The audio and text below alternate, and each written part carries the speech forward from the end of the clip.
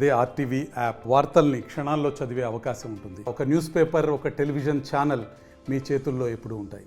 ఒక్క నిమిషం ఎన్టీ వస్తుందా? ఓకే. ఆయనకు ఆరోగ్యం బాగలేదు సార్. సాయంకాలం బాగున్నాడు సార్. నైటే తాగింది.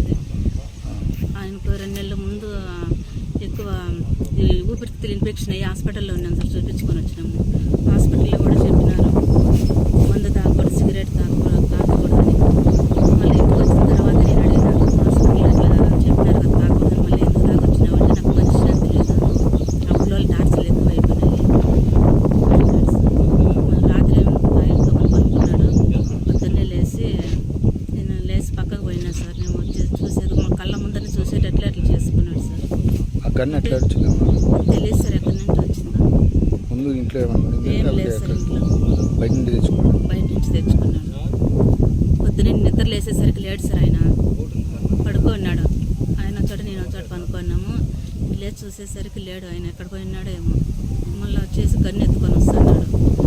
నేను నా కొడుకు చెప్పిన, మీ నాన్న గన్ను ఎత్తుకొని వస్తుంటారా, ఏం పోరా పోయిరా అంటే లడ్డు ఎత్తుకొని కొనుక్కోనట్టు దిగి వచ్చే లోపల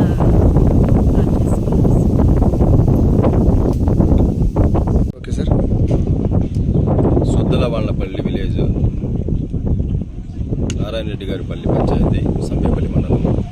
ఇవాళ ఉదయం 7 గంటలకు ఇటుకల బట్టి వద్ద జరిగిన సంఘటన విషయంలో జనిపాటి రాజగోపాల్, వయసు 48 సంవత్సరాలు, ఇతను ఇటుకల బట్టి నిర్వహిస్తూ కుటుంబాన్ని పోషించుకుంటున్నాడు. గత 6 సంవత్సరాలుగా ఇతను కొన్ని సమస్యల కారణంగా ఇతను మానసిక ఒత్తిడితో ఇవాళ కంట్రీ మ్యాడ్ వెపన్ గన్ తీసుకొని ముందు వద్ద పెట్టుకొని ఆత్మహత్య చేసుకున్నట్లు మాకు సమాచారం వచ్చింది. విషయం పరిశీలిస్తే ఇతనికి చెవికి సంబంధించి, ఊపిరితిత్తులకు సంబంధించి తీవ్రమైన బాధతో వైద్యం చేయించుకుంటున్నాడు. అదేవిధంగా గత కొంతకాలంగా అప్పుల సమస్య ఒకటి తీవ్రంగా ఉంది. 5 years క్రితము ఇతను కూతురు, 10 సంవత్సరాల వయసు గల కూతురు చనిపోవడం మానసిక ఆందోళన ఎక్కువగా ఉంచుకున్నాడు.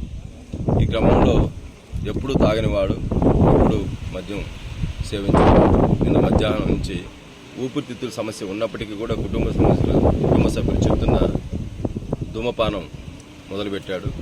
నిన్న ఒక్క దినం నుంచే 3 సార్లు మద్యం సేవించాడు. ఇవాళ ఉదయం 7 గంటలకి ఈ సంఘటనకు ముందు కూడా మద్యం సేవించాడు.